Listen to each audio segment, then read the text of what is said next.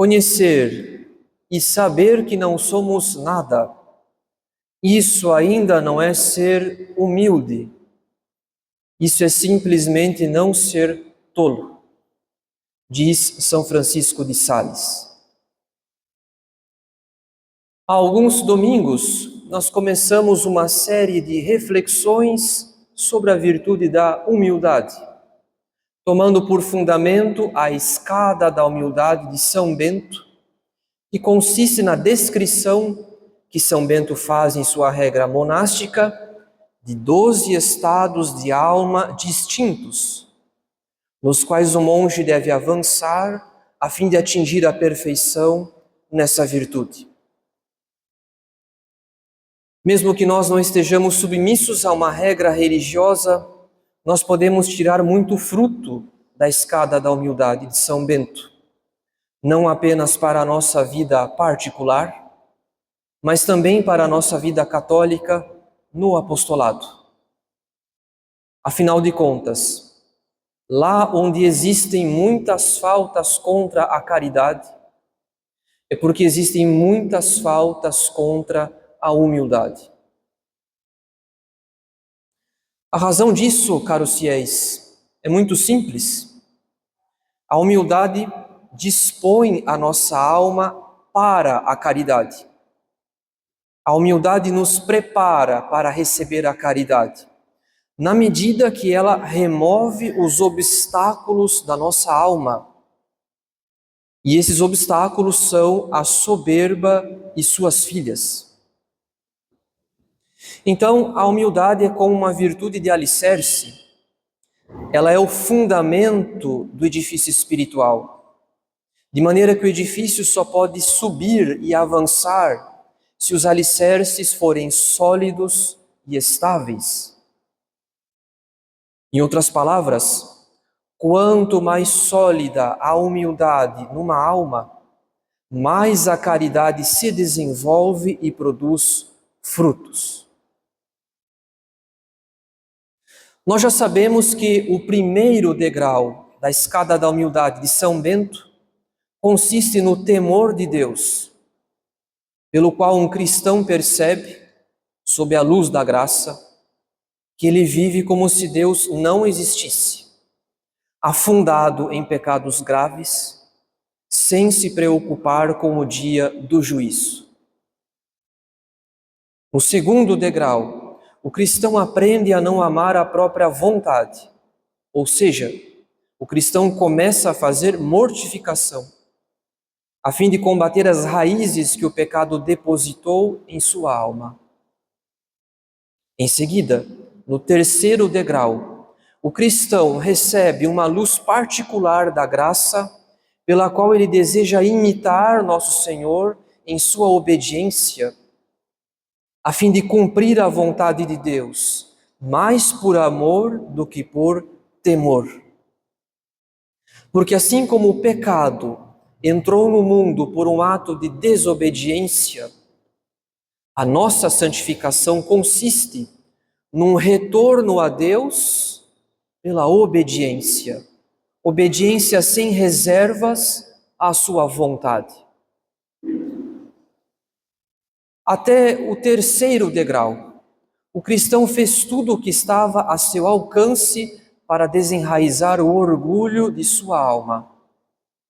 Ele adquiriu o hábito da oração, ele retornou ao sacramento da confissão, ele praticou mortificação e procurou ser dócil ao confessor ou ao diretor espiritual. No entanto, o nosso orgulho, quanto mais nós o combatemos, mais ele se torna sutil e difícil de desenraizar. É por isso que no quarto degrau da humildade, Deus mesmo passa a agir de modo mais intenso na alma, enviando-nos provações que põem a ferida do nosso orgulho em aberto, que manifestam aquele fundo de orgulho que não vemos, porque já estamos acostumados a pensar, a falar ou a agir de um certo modo, e não vemos sequer o quanto os nossos hábitos estão viciados pelo orgulho.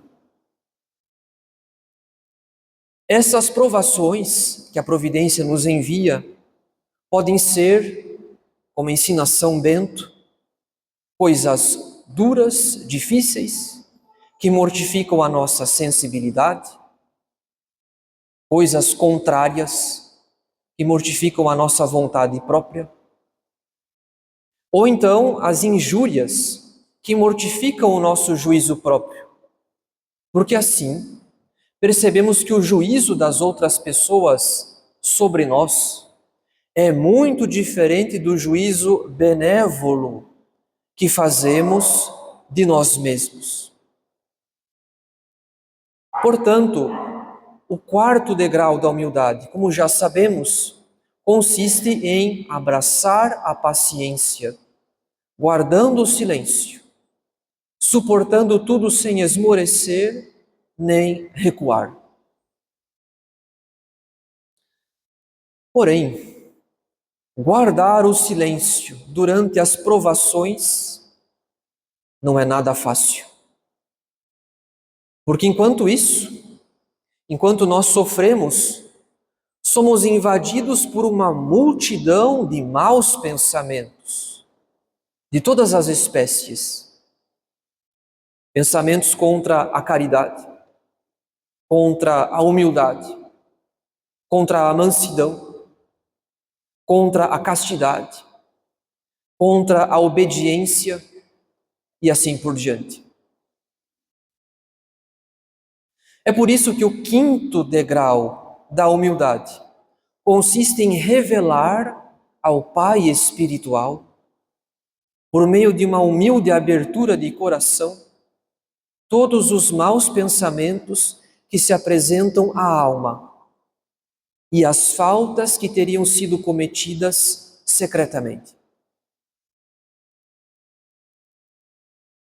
Na verdade, caros fiéis, no quinto degrau da humildade, o cristão não está obrigado a revelar seus pecados ao confessor, porque esses pecados já foram confessados e ele já recebeu a absolvição.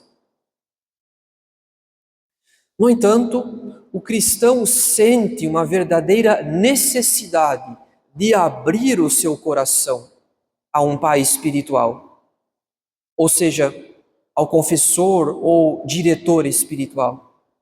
Porque quem abre o próprio coração a um representante de Deus, é a Deus mesmo que abre o próprio coração.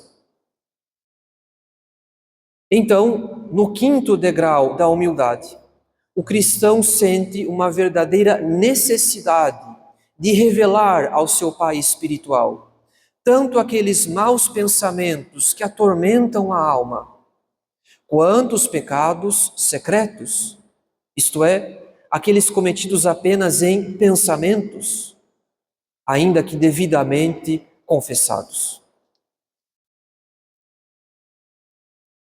Esses maus pensamentos são aqueles contra os quais nós lutamos em nosso combate espiritual e com os quais não consentimos, e por isso mesmo não constituem pecado. Não obstante, essas tentações, esses pensamentos nos humilham, porque enquanto estamos sob o efeito das tentações, nós nos sentimos capazes de fazer o pior. Portanto, ainda que não haja uma queda, ainda que a tentação não se termine com o pecado, nós sabemos muito bem que durante a tentação, enquanto somos assaltados pelos maus pensamentos, nós nos sentimos capazes de fazer o pior. Então, por exemplo, podemos imaginar que estamos em discussão com alguém e que lhe dizemos umas boas verdades que essa pessoa precisa ouvir. Podemos nos imaginar numa posição de superioridade, de grandeza, de que somos o centro das atenções. Ou então podemos imaginar que gritamos, que ofendemos e até mesmo que agredimos alguém num momento de ira. Podemos imaginar também que cometemos algum pecado contra a pureza ou contra a fidelidade matrimonial. Ou ainda podemos imaginar que desafiamos alguém, desobedecendo a uma autoridade constituída e assim por diante.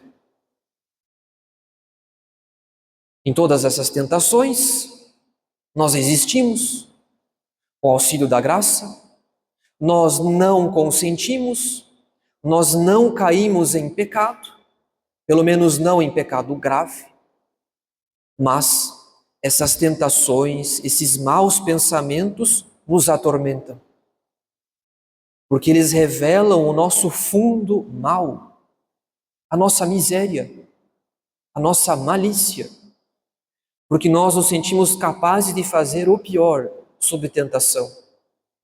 E se não fazemos o pior, é porque Deus mesmo nos sustenta e impede o pior. Além disso, no quinto degrau da humildade, o cristão revela ao seu pai espiritual, inclusive aqueles pecados secretos, cometidos em pensamentos e já devidamente confessados, mas que ele sente a necessidade de revelar de novo, por humildade, porque, como já sabemos, eles revelam o nosso fundo mal, a nossa miséria, a nossa malícia. Porque nós constatamos do que somos capazes de pensar. E se não fomos mais além, é porque Deus mesmo nos sustentou e impediu o pior. Portanto, caros fiéis, no quinto degrau da humildade, o cristão adquire uma verdadeira desconfiança do juízo próprio, porque se vê frágil e miserável diante de tantos maus pensamentos que o assaltam todos os dias. E porque reconhece do que já foi capaz de fazer no seu passado, quando consentiu nesses pensamentos e sucumbiu em outros tantos pecados ainda piores. E como o cristão adquire um conhecimento profundo da própria miséria, ele se vê na necessidade de revelar esse fundo mal ao seu pai espiritual. Ou seja, ele desconfia plenamente de si mesmo. E ele se recomenda à direção do seu pai espiritual por meio de uma humilde abertura de coração. Ora, essa abertura de coração ao pai espiritual pode nos parecer algo bastante desagradável e humilhante. Mas ela é um sinal de que a alma recebeu muitas luzes na vida espiritual, a ponto de desejar, a ponto de sentir necessidade de uma humilde abertura de coração, porque já não se vê mais em condições de confiar no seu juízo próprio, uma vez que percebe com grande clareza o seu fundo mal e teme ser iludida por algum pensamento contrário à virtude. É por isso que São Bernardo de Claraval diz: aquele que se faz mestre de si mesmo se faz discípulo de um tolo. No entanto, caros fiéis, se nós não sentimos necessidade de revelar os nossos maus pensamentos ao Pai espiritual, se nós vemos essa abertura de coração como algo desagradável, se temos medo ou vergonha de revelar os nossos maus pensamentos e pedir conselho, então devemos examinar bem a nossa vida, as nossas ações, porque, nesse caso, é possível que os pensamentos mal combatidos se tornem, ao final, pensamentos consentidos.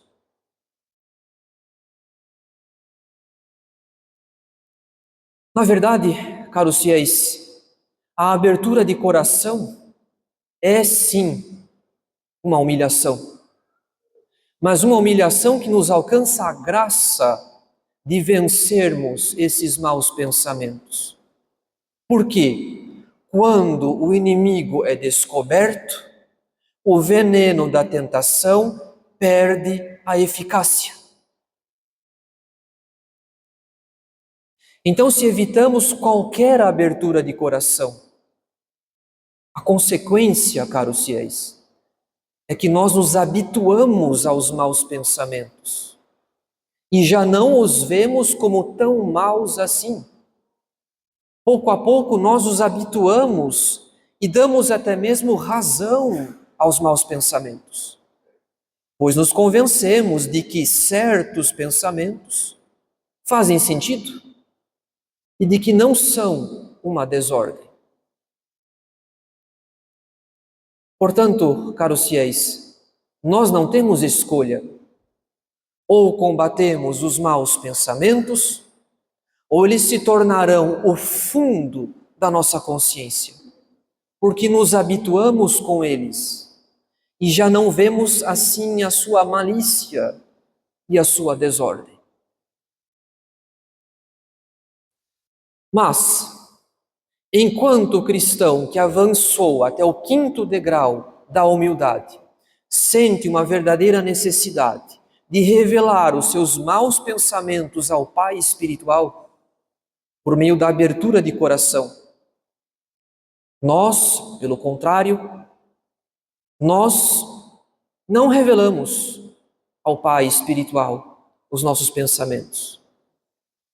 Nós estamos tão convencidos de que alguns desses maus pensamentos, estamos tão convencidos desses maus pensamentos que revelamos não ao Pai espiritual, mas aos outros. Revelamos aos outros aquilo que pensamos, como se fosse a própria verdade dos fatos.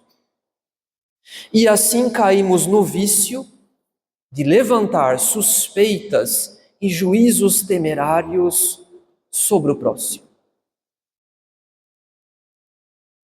Então essa é a consequência dos maus pensamentos, especialmente contra a caridade, a consequência dos maus pensamentos não combatidos ou mal combatidos, seja por falta de oração, seja por falta de combate espiritual.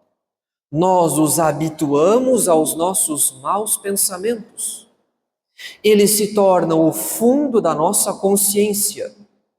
Nós nos convencemos deles e em seguida passamos a comunicar aos outros o que pensamos, como se fosse a própria verdade dos fatos. Esse vício de comunicar aos outros as suspeitas e os juízos temerários pode tomar tamanha proporção no ambiente, a ponto de se tornar algo comum entre aqueles que circulam e que frequentam um certo ambiente. Seja o local de trabalho, seja os círculos de amizade do próprio apostolado. Ninguém, ou quase ninguém, mais percebe que os comentários que se fazem sobre o próximo não são apenas comentários, são suspeitas temerárias. Ou pior, são juízos temerários.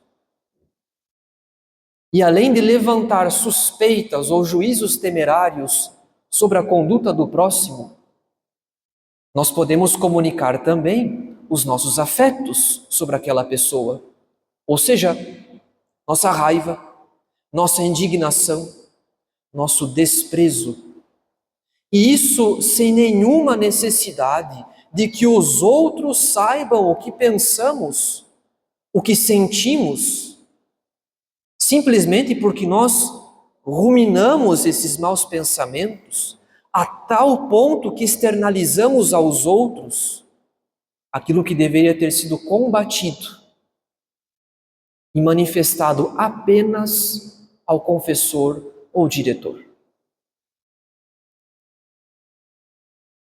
Então nós devemos tomar consciência desse vício, sobretudo quando ele se tornou algo comum num determinado ambiente, seja o local de trabalho, seja os círculos de amizade do apostolado, ou seja, aquilo que suspeitamos ou julgamos a respeito do próximo, assim como os maus sentimentos sobre o próximo, esses maus pensamentos e maus sentimentos são muito mais um problema meu do que do próximo, porque eles se tornaram como que uma lente pela qual eu vejo as atitudes do próximo, suspeitando sempre o mal, presumindo sempre uma má intenção, interpretando sempre da pior maneira possível um determinado fato,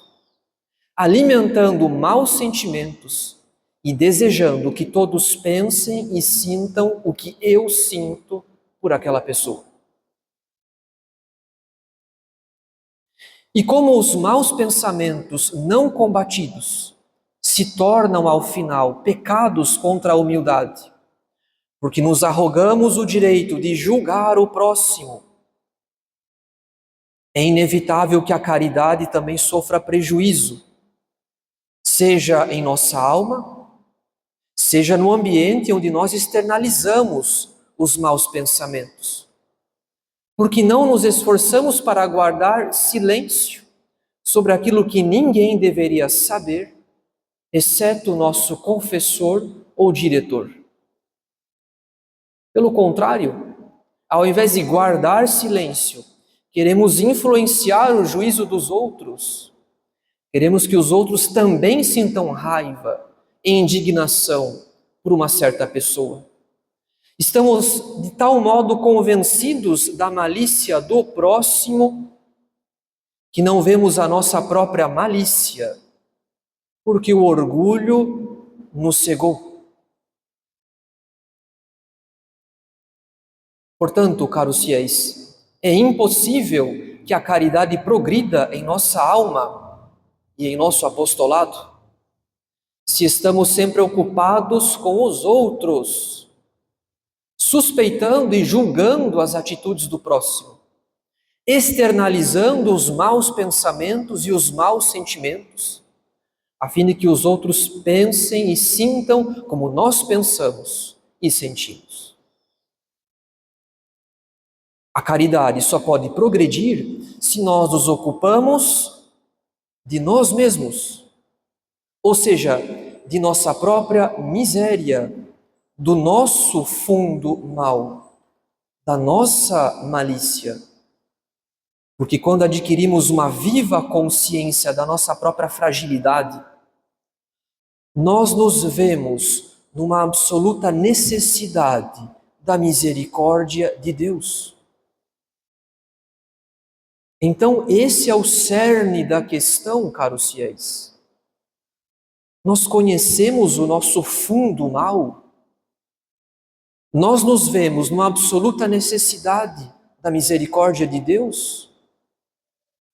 Ou, pelo contrário, nós nos arrogamos o direito de especular a vida alheia até os detalhes, enquanto estamos cegos para a nossa própria vida.